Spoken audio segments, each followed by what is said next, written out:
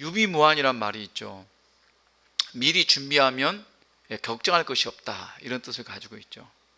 그래서 평소에 준비하는 것, 그것이 대단히 중요하다. 여러분 알다시피 그 조선시대 때 선종이죠. 그때 율곡이이라는 분이 선각자였습니다. 그분이 외세 침략이 있을 수 있다. 그래서 10만 명의 군사들을 훈련을 시켜서 준비를 해야 된다. 그렇게 왕이나 또 신하들과 함께 그렇게 건의를 했었습니다. 그런데 그때 당시에 이 신하들이 파가 나누어져 가지고 싸우면서 왕과 함께 그 말을 무시해 버렸죠. 그런데 정말 얼마 있지 않아서 무슨 일이 벌어졌습니까? 임진왜란이 일어난 거죠. 일본인들이 쳐들어왔는데 부산으로부터 시작해 가지고 순식간에 이 조선 땅을 다 짓밟았습니다. 전라도만 남겨두고 거의 대부분의 땅이 점령을 당했죠.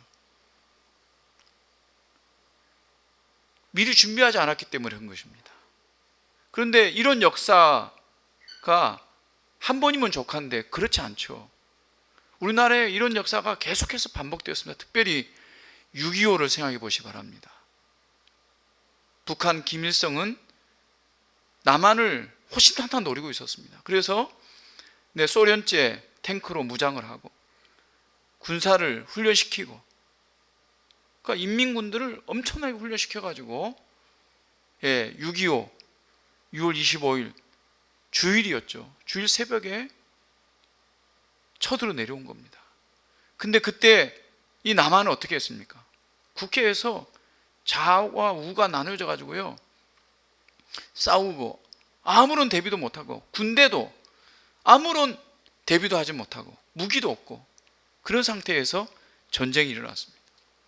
어떻게 됐습니까? 채 한 달도 안 돼서 온 국토가 이 인민군에게 다 짓밟혔습니다. 부산과 경남 지역, 이 낙동강을 빼고는 다 점령을 당하지 않았습니까? 유비무환이란 말이 달리 있는 것이 아닙니다. 그런데 이런 교훈은 우리 성도들의 삶 가운데도 똑같이 적용이 됩니다. 무슨 말이냐면 우리 성도들은 이 땅에 살면서 영적인 싸움을 싸우고 있다는 것입니다. 그래서 성경에 보면 우리 성도들을 군사라고 이렇게 이야기할 때가 많습니다. 그래서 십자가 군병이다, 그런 말을 하잖아요. 왜냐하면 우리가 눈에 보이지 않지만 눈에 보이지 않는 영적인 싸움을 싸우고 있다는 것입니다. 육적인 싸움도 훈련이 필요하지만 영적인 싸움도 그래서 훈련이 필요하고 대비가 필요한 것입니다. 보이지 않는 악한 마귀는 항상 우리가 무방비 될 때, 평안할 때, 안식하고 있을 때 우리를 노립니다. 그래서 베드로전서 말씀에 보면 뭐라고 이야기합니까? 우는 사자와 같이, 마귀가 우는 사자와 같이 우리를 삼키려고 하고 있다. 보이지 않지만 그렇게 하고 있는 것입니다. 우리가 잘 아는 다윗 왕도 한가하게 지금 군사들이나 장군들은 나가서 싸우고 있는데 왕궁에서 편안하게 그냥 논일다가 밧세바를 보고 음행과 살인을 저지르지 않습니까? 오늘 말씀은 바로 우리가 그러한 영적 싸움을 항상 대비해야 된다, 그런 말씀을 해주고 있는 것입니다. 뿐만 아니라 그런 영적 싸움에서 우리가 어떻게 하면 승리할 수 있을까, 그 비결을 가르쳐주고 있습니다. 10절 말씀 보니까 너희가 주 안에서와 그 힘의 능력으로 강건해져라, 그렇게 말하고 있습니다. 영적 싸움을 싸우는 사람, 그래서 우리는 군사라고 하고 병사라고 하죠. 군인들은 어떻게 합니까? 우리가 대한민국 남자들은 의무적으로 다 군에 가야 되잖아요. 군에 가면 가장 먼저 하는 게 뭡니까? 기초적인 군사훈련을 받습니다. 들어가자마자 제일 먼저는 뭡니까? 제식 훈련부터 하죠. 총을 들거나 무슨 싸우는 훈련을 먼저 하는 게 아니라 군인으로서 바른 자세를 먼저 갖춰야 된다.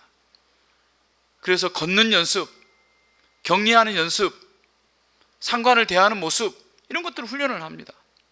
그리고 기초적인 체력을 위해서 뛰고 달리고 기고 이런 연습을 하죠. 그리고 난 다음에 무기를 다루는 연습을 또 합니다. 이렇게 훈련을 해서 군인이 되는 것이죠. 그런 것이 바로 힘의 능력을 이렇게 기르는 것입니다. 그런데 영적인 싸움을 하는 군인은 어떻게 해야 되겠습니까?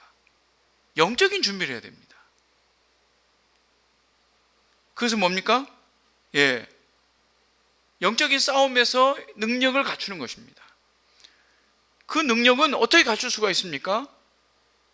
우리가 열심히 노력해서 이루어지는 것, 물론 될 수도 있습니다. 그러나 그것은 후차적인 것입니다. 가장 먼저 해야 될 것은 뭡니까? 오늘 말씀 보니까 너희가 주 안에서와 그 힘의 능력으로 강건해져라. 가장 중요한 것은 하나님과의 관계가 회복되어야 되는 것입니다. 하나님의 관계와 교제가 이루어져야 되는 겁니다. 하나님과의 만남이 이루어져야 되는 거예요. 그래서 하나님 안에서, 주님 안에서 거해야 되는 것입니다. 그게 힘의 원천입니다. 여러분, 우리가 구약에서 가장 힘이 센 사람이 누구였습니까? 삼손이죠. 삼손은 그냥 나귀 턱뼈 하나 가지고도 3,000명을 무릴 수 있는 그런 힘을 가진 사람이었습니다. 집에 들보를 그냥 들고 뽑아버렸던 사람입니다. 자기를 묶은 그 밧줄들을 그냥 지푸라기 끊듯이 끊어버린 사람. 힘으로는 우리 어떤 사람도 당해낼 수 없는 사람이 삼손이죠. 근데 삼손이 힘이 없었을 때, 힘을 다 빼앗겼을 때 어떻게 됐습니까? 아무것도 하지 못했습니다. 표면적으로 보면은 삼손의 머리카락이 이렇게 잘렸을 때입니다. 머리카락이 잘리고 나니까 아무런 힘을 발휘할 수가 없었어요. 그래서 블레셋 사람들한테 잡혀가지고 눈이 뽑히고, 그리고 죽음을 앞두고 있었죠. 아무런 힘이 없었습니다. 그런데 성경에 보면 사사기 16장 20절 이렇게 말하죠. 내가 전과 같이 나가서 몸을 떨치리라 하여도 여호와께서 이미 자기를 떠나신 줄을 깨닫지 못하였더라. 머리가 잘렸기 때문에 힘이 빠진 건 맞습니다. 그런데 그게 진짜 원인일까요? 아닙니다. 그것은 표면적인 원인입니다. 하나님이 그를 떠나셨습니다. 왜요? 하나님과 언약을 어겼기 때문이죠. 나시인으로서의 언약과 또 하나님과 약속한 그 언약이 그 언약을 어겼기 때문에 하나님께서 그를 떠나신 것입니다. 여호와께서 이미 자기를 떠나신 줄을 알지 못했다. 그렇습니다. 우리가 사탄, 마귀라고도 하죠. 사탄과 마귀와 악한 영들과의 싸움에서 이길 수 있는 방법, 그 능력은 어떻게 생기느냐? 우리의 힘으로는 결코 이길 수가 없습니다. 왜냐하면 사탄의 존재는 힘이 강한 존재입니다. 그래서 찬송가 384장이죠. 이렇게 말하죠. 내 힘만 의지할 때는 패배할 수밖에 없도다. 힘 있는 장수 나와서 날 대신하여 싸우네. 이 장수 누군가? 주 예수 그리스도 만군의 주로다. 당할 자 누구랴? 사실은 우리가 주님과 함께 있으면 내 힘으로 싸우는 게 아니라 주님의 힘으로 싸우는 겁니다. 그래서 오늘 말씀에도 뭐라고 합니까? 그의 힘의 능력으로 강건해져라. 사랑하는 여러분, 우리가 어떻게 하면 영적 싸움에서 승리할 수 있습니까? 주님과 가까이 지내는 겁니다. 주님과 함께 있는 겁니다. 늘 주님을 사랑하고 사모하고 주님의 말씀을 듣고 주님과 함께 동행할 때 우리가 승리할 줄로 믿습니다.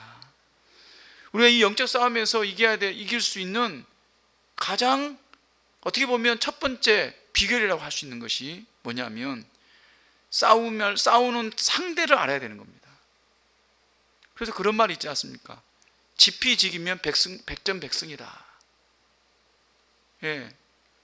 나를 알고 적을 알면 100번 싸워서 다 이긴다는 말이죠. 적을 알아야 되는 겁니다. 적이 누굽니까? 오늘 말씀에 보면 우리의 씨름은 혈과 육을 상대하는 것이 아니요 통치자들과 권세들과 이 어둠의 세상 주관자들과 하늘에 있는 악의 영들을 상대함이라 그랬습니다. 혈과 육이라는 것은 뭡니까? 육체적으로 눈에 보이는 어떤 상대를 싸우는 게 아니라는 거예요. 눈에 보이지 않는 하늘에 있는 권세들을 싸우는 겁니다. 그 하늘의 권세는 뭡니까? 악한 영들을 말하고 있는 것입니다. 악한 영들은 사탄, 마귀, 그 사탄 마귀와 그의 졸개들이죠. C.S. 루이스라는 유명한 분이 계시죠. 이 목사님께서 이런 말씀했습니다. 마귀가 가장 조종하기 쉬운 상대는 마귀의 존재를 믿지 않는 사람들이다. 마귀의 존재를 믿지 않는 사람들에게는 마귀가 가장 쉽게 그를 조종하고 넘어뜨리고 이용하고 도구로 삼을 수 있다는 것입니다. 근데 성도들 중에서도 이 영적인 세계에 대해서 너무 무지하고 아예 생각하지 않는 사람들도 많이 있다는 거예요. 그래서 우리가 이 땅에 사는 동안에 이 사탄의 존재, 마귀의 존재에 대해 별 의식 없이 살아가고 있다. 그가 얼마나 악한 존재인가, 그가 얼마나 능력 있는 존재인가, 그가 얼마나 무서운 존재인가를 전혀 알지 못하는 것입니다. 이 세상의 모든 제약과 갈등과 전쟁과 미움과 다툼의 근원에는 항상 이 마귀가 있는 것입니다. 그래서 우리는 마귀에 대해서 알아야 됩니다. 마귀가 누굽니까? 어떤 존재입니까? 유다서 1장 6절에 보면 또 자기 주의를 지키지 아니하고 자기 처소를 떠난 천사들을 큰 날의 심판까지 영원한 결박으로 흑암에 가두셨으며 그랬습니다. 자기 처소를 떠난 천사들이 악한 영들입니다. 악한 천사들입니다. 이들도 하나님께서 만든 피조물이에요. 그 천사들 중에 최고의 영광을 누렸던 천사가 있습니다.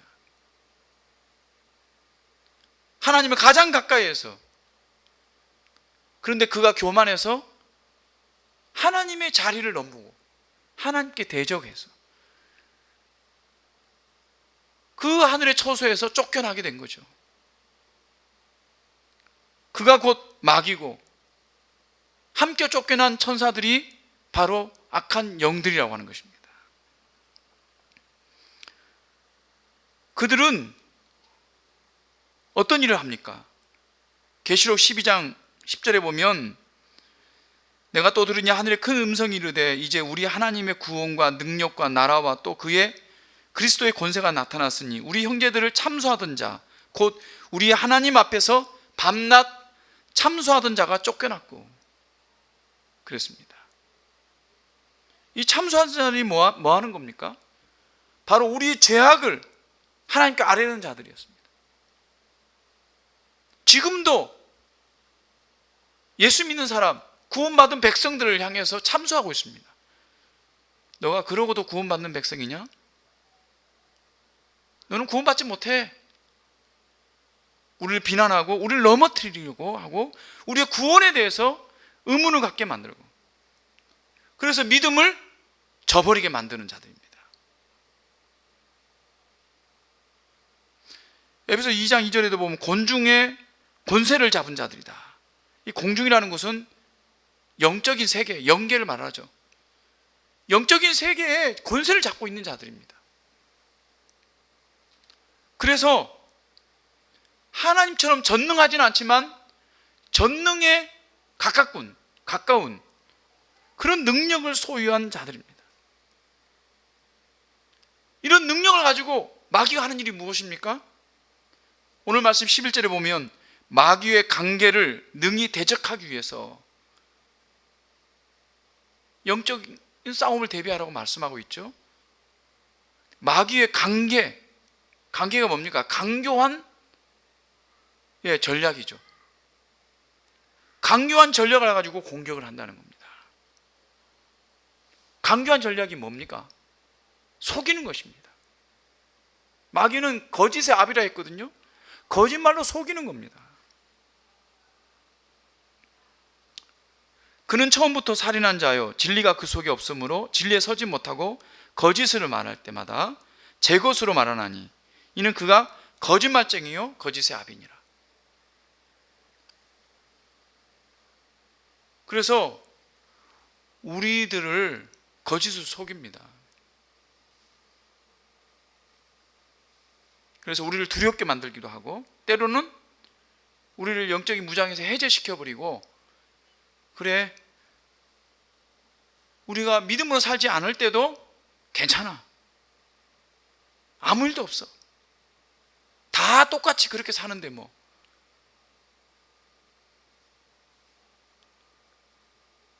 수많은 거짓말로 우리를 죄악 가운데 빠져들도록 유혹하는 존재가 바로 마귀라고 하는 것입니다. 마귀의 존재에 대해서 우리가 너무 무지할 때가 많아요. 어떤 사람은 예수 믿는 사람도 귀신 진짜 있습니까? 이렇게 물은 사람이 있습니다. 근데 귀신이라는 것은 원래 뜻은 뭡니까? 죽은 사람의 영혼을 귀신이라고 하는 거거든요. 죽은 사람의 영혼이 귀신이다. 무당들이 그렇게 이해하죠. 그런데 죽은 사람의 영혼은 없습니다. 죽은 사람의 영혼은 영혼이 멸망했기 때문에 지금 살아있지 않아요. 존재하지 않습니다. 그런데 귀신은 있는 것처럼 보입니다. 왜요? 바로 마귀와 그 악한 영들이 귀신 역할을 하는 거예요. 귀신처럼 구는 거예요. 우리가 귀신이라고 믿으니까.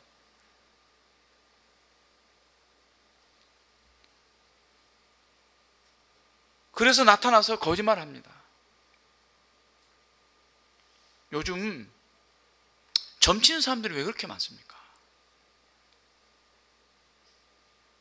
귀신이 미래를 가르쳐 준다고 여기기 때문에 가서 점치잖아요. 저한테도 문자가 막 날라와요. 가족들 다 봐주는데 가족들 다 그걸 신점이라 하더라고요. 가족을 다 신점해 주는데 5만 원이래요. 얼마나 쌉니까? 5만 원 가지고 우리 가족들의 미래를 알 수 있다고 하면 안 갈 사람이 누가 있겠어요? 다 가죠. 근데 그게 맞는 말일까요? 결코 그렇지 않습니다. 우리를 유혹하는 겁니다. 그렇게 해서 귀신이라고 하는 악한 영에 빠져들게 만드는 겁니다. 그래서 어떻게 됩니까? 한 번 맞추고 두 번 맞추고 세 번 맞추면 어떻게 됩니까? 그 사람을 조종하기 시작하는 겁니다. 거기서 헤어나지 못합니다. 감기만 걸려도 쫓아갑니다. 누가 아프기만 해도 쫓아갑니다.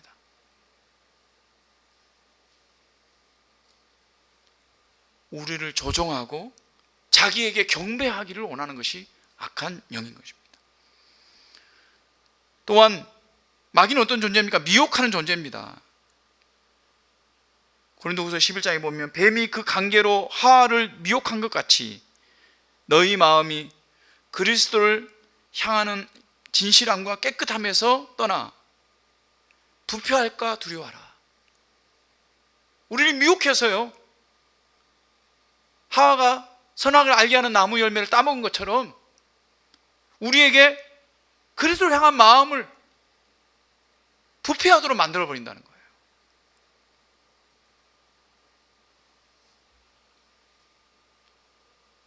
또 고린도후서 4장에 보면 혼미하게 한다고 그랬습니다. 그 중에 이 세상의 신이 믿지 아니하는 자들의 마음을 혼미하게 하여 그리스도의 영광의 복음의 광채가 비치지 못하게 함이니라. 혼미하게 한다. 세상 사람들을 혼미하게 해서 복음을 알지 못하도록 만드는 겁니다. 그래서 세상 사람들에게 옛날에는 행복하려고 하면 가족 간에 우위가 있어야 되고 부부 간에 사랑이 있어야 되고 이런 이야기를 많이 했습니다. 근데 요즘은 어떻게 이해하냐면 행복하려고 하면 돈이 있어야 된다, 그렇게 말합니다. 마귀가 미혹하는 겁니다. 돈이 최고로 만들어버립니다. 돈만 있으면 결혼 안 해도 사는데 아무런 지장이 없다고 생각합니다. 행복할 수 있다고 생각해요. 돈만 있으면 행복하다, 그게 진리일까요? 거짓말입니다. 마귀가 미혹하는 겁니다. 하나님께서는 남자와 여자가 결혼해서 가정을 이루는 것을 행복의 근원이라고 말씀하셨어요. 그런데 돈만 있으면요, 혼자 사는 건 행복하다고 생각합니다. 참된 행복을 반도, 아니 10분의 1도, 아니 1%도 누리지 못하고 인생을 마칠 것입니다.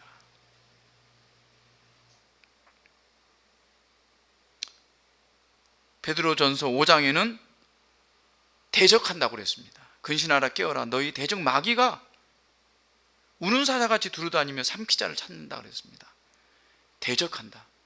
이것은 정면으로 싸우는 것을 말합니다. 지금도 마귀는 전면적으로 싸우고 있습니다. 여러분, 선교 현장에 가보십시오. 선교사님들을 살인하고 감옥에 가두고 그리고 여러 가지 것으로 괴롭히고 그런 일들이 지금 일어나고 있습니다. 우리가 대한민국에 살고 있어서 신앙생활을 너무 편하게 하고 있으니까 마귀가 대적하는 걸 잘 못 느끼죠. 그래서 지금 그렇게 하고 있습니다. 여러분, 이 마귀의 실체에 대해서 우리가 늘 생각해야 됩니다. 우리가 그래서 깨어 있을 수가 있는 거죠. 아, 마귀가 이렇게 나를 공격하고 있구나. 마귀가 우리 성도들을 이렇게 공격하고 있구나. 우리가 그것을 깨닫게 되면 우리가 기도 제목이 달라지겠죠. 나를 향한 기도 제목이 달라질 수가 있습니다. 내 건강만을 위해서 기도하는 것이 아니라 마귀의 유혹과 미혹과 거짓말에 속지 말게 해주십시오. 마귀의 대적에 싸워서 이길 수 있도록 영적으로 깨어있게 해주십시오. 이런 기도를 하지 않겠습니까? 우리가 이 영적 싸움에서 이길 수 있는 비결, 마귀에 대해서 아는 것입니다. 이 싸움의 적이 누구인지를 알아가는 것입니다. 그래서 여러분 모두가 이 영적 싸움에서 승리하기를 바랍니다. 또한 이 영적 전쟁에서 승리하기 위해서는 우리가 군인들이 무기를 가지고 싸우는 것처럼 영적인 무기가 있어야 됩니다. 오늘 성경에 보니까 14절부터 쭉 16절까지 17절까지 쭉 말씀하고 있죠. 첫 번째는 뭐라고 이야기하고 있습니까? 진리의 허리띠를 띠라 그랬습니다. 진리의 허리띠. 허리띠를 왜 하는가? 우리 남자들은 허리띠 안 하면 움직일 수가 없죠.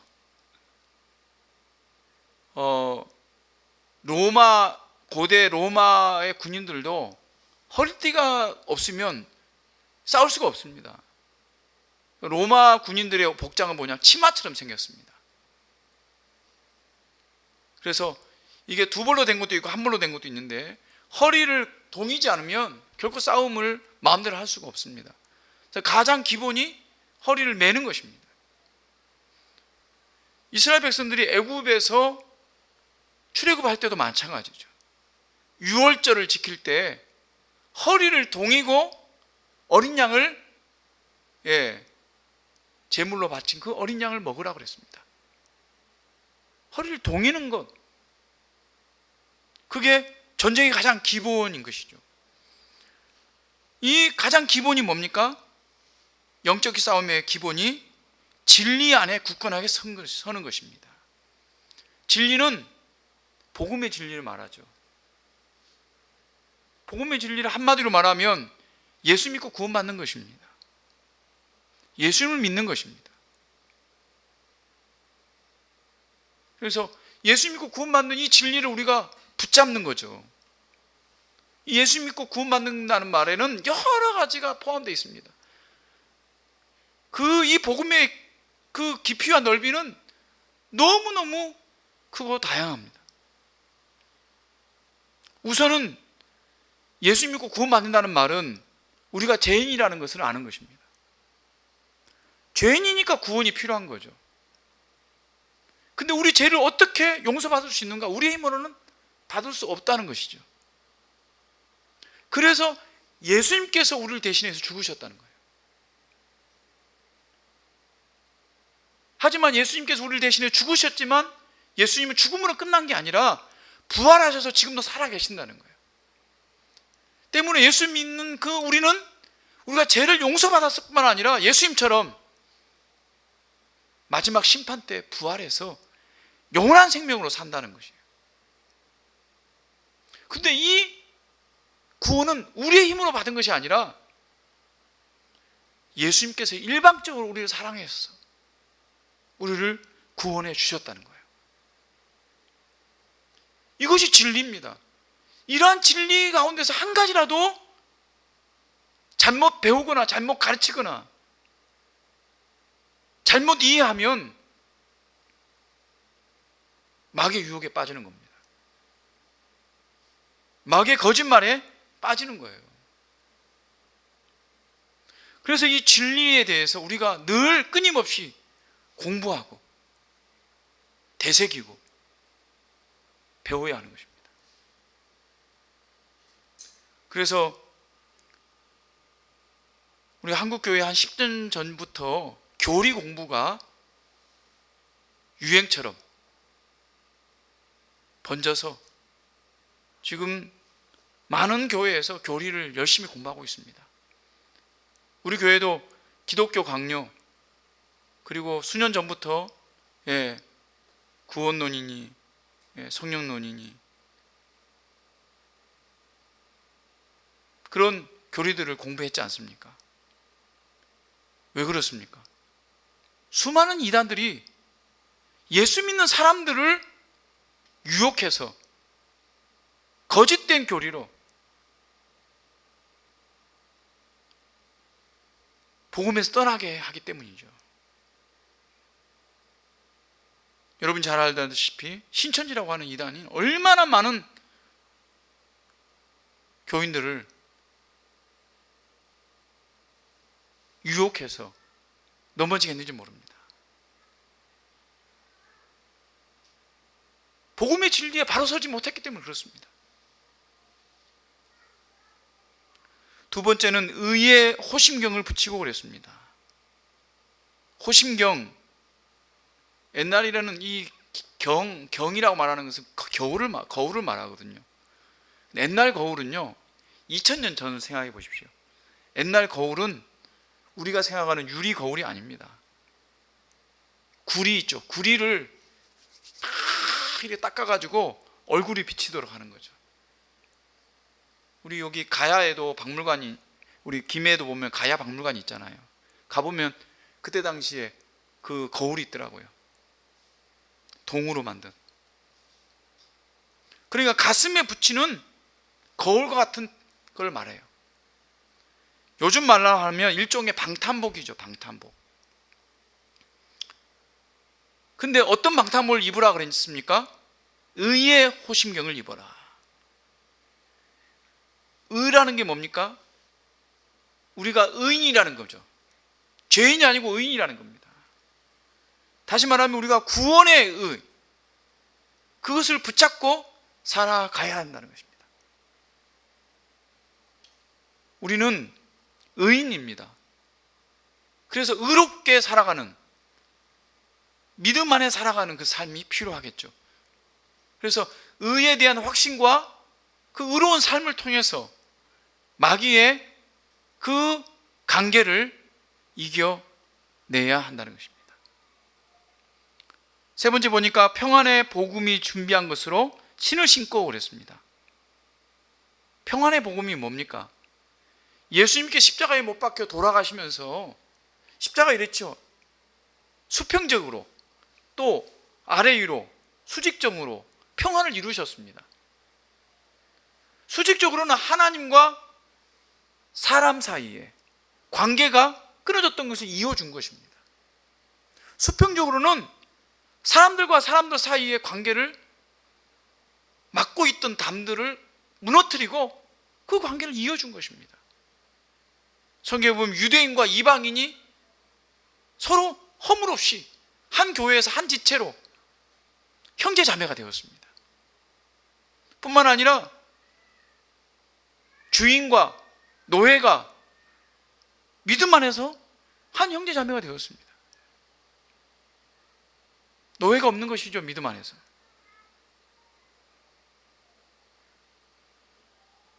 그래서 인종이라든지 또 혈통이라든지 계급이라든지 이런 것들을 다 무너뜨린 그 수평의 평안, 그리고 하나님과 죄인인 이 인간이 예수님 안에서 평안을 누리게 된 것입니다.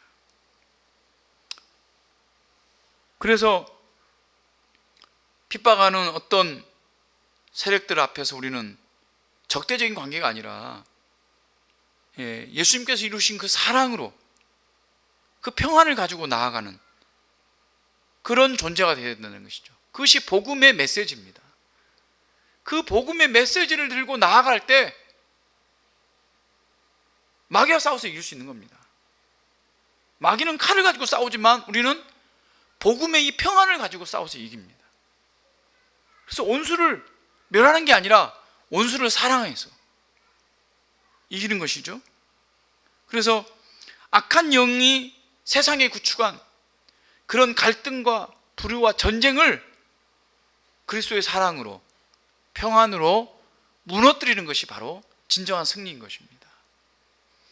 또한 믿음의 방패를 가지고 승리하라고 합니다. 여기서 방패라고 하는 이 헬라어 단어는요, 긴 방패를 말합니다. 방패도 여러 종류가 있는데 온몸을 다 가릴 수 있는 방패를 말합니다.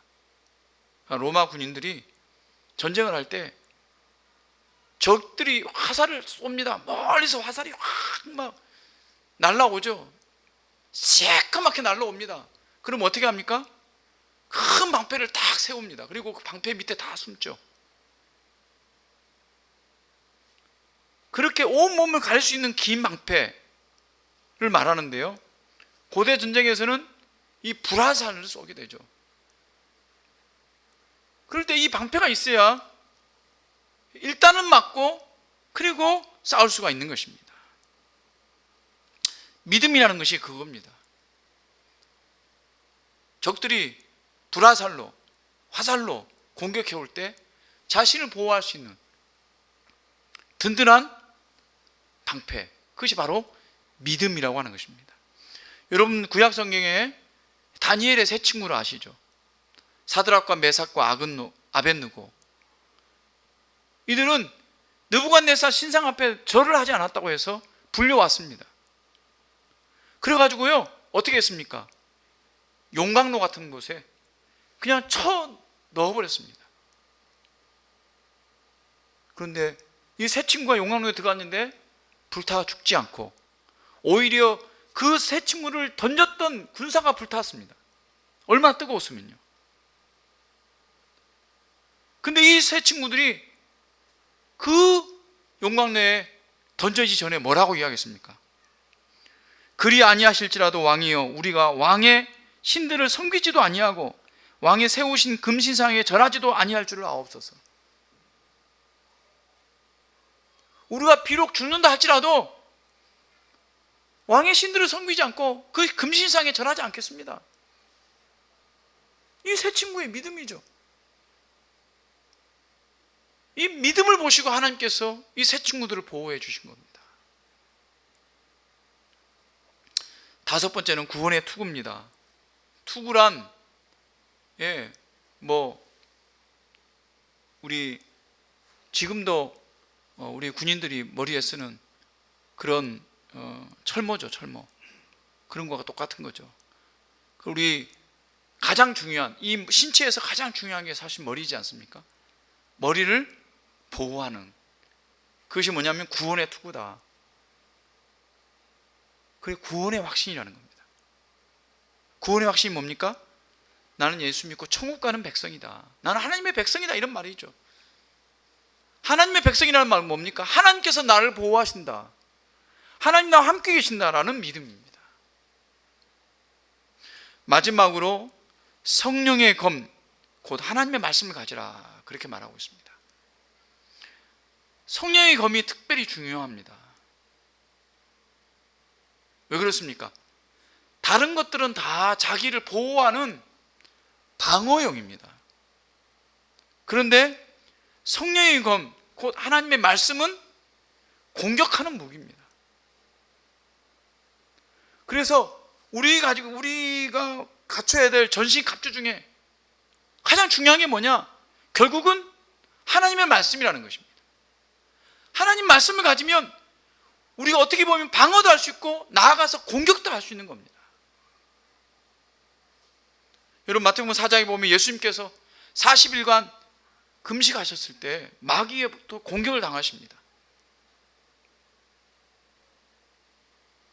3번 공격할 때 예수님께서 다 마귀를 물리칩니다. 마귀가 아무것도 예수님께 하지 못하도록, 떠나도록 만들어버립니다. 어떻게 이기셨습니까? 하나님의 말씀으로 이기셨습니다.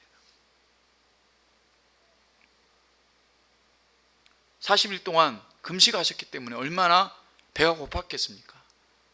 그런데 금식하는 그 동네, 그 사막에 돌들이 있으니까 그 돌이 떡처럼 보일 수도 있잖아요. 마귀가 그 돌을 떡이 되게 하라, 너가 할 수 있지 않느냐. 떡에 대해서 먹으면 몸에 그런 유혹, 먹고 싶은 그 유혹을 해결하는 거잖아요. 그런데 예수님은 그런 유혹 앞에서 뭐라고 하겠습니까? 하나님의 말씀을 들어가지고 사람이 떡으로만 살 것이 아니다, 하나님의 모든 말씀으로 살 것이다, 이렇게 하나님 말씀을 인용해가지고 마귀를 물리칩니다. 다른 유혹도 마찬가지죠. 다 그렇게 하나님 말씀으로 이기셨습니다. 히브리서 4장에 보면 하나님의 말씀은 살아있고 활력이 있어 좌우의 낫은 어떤 검보다 예리하여 혼과 영과 및 관절과 골수를 찔러 쪼개기까지 하며 또 마음의 생각과 뜻을 판단하나니, 그렇게 말씀하고 있습니다. 이 말씀은 하나님의 말씀이 그만큼 힘이 있다는 것입니다. 능력이 있다는 것입니다. 그래서 우리가 영적으로 여러 가지 시험을 당하거나 또 기도 가운데 마귀의 어떤 공격을 당하거나 또 우리의 정신이 혼미하거나 할 때 우리가 어떻게 기도해야 됩니까? 하나님 말씀을 붙잡고 기도해야 됩니다. 하나님께서 이런 말씀을 주시지 않았습니까? 나는 이 말씀을 붙잡고 나갑니다. 그럴 때 우리의 기도가 힘이 있고요, 마귀가 결코 우리를 건드릴 수가 없어요. 그러니까 우리가 어떻게 해야 되겠습니까? 하나님의 말씀을 가지고 있어야 되는 거죠. 그래서 하나님 말씀을 읽어야 됩니다. 뿐만 아니라 하나님 말씀을 암송해야 됩니다.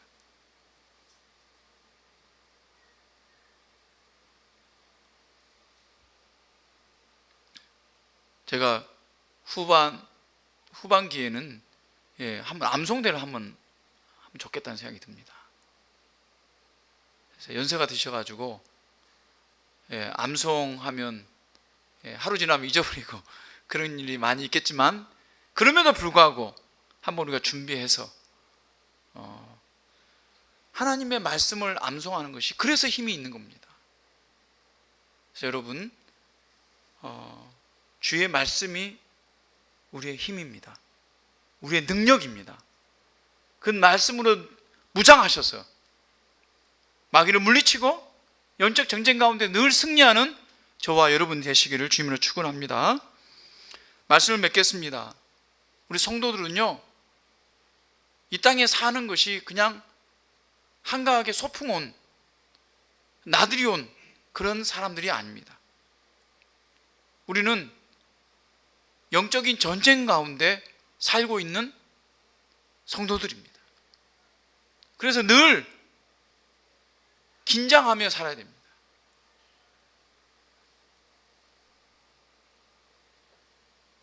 만약 우리가 그런 생각이 없으면 이 연전전쟁에 질 수밖에 없습니다. 왜냐하면 준비하지 못하기 때문에 그렇죠. 그래서 어떤 분이 그런 이야기 했습니다. 교회를 비유할 때 교회는 그냥 관광하기 위해서 떠돌아다니는 유람선이 아니다.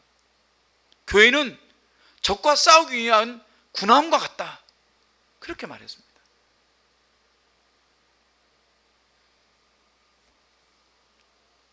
우리가 만약 그런 의식이 없다고 한다면 우리 일주일간 삶 속에서 넘어질 수밖에 없습니다.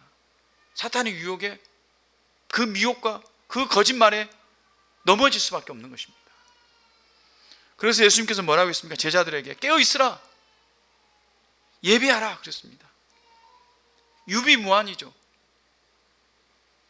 환난 때 문 밖에서 슬피 울며 이를 갈지 않도록 늘 성령 충만함과 하나님의 전신갑주로 무장하는 저와 여러분 되시기를 주님으로 축원합니다.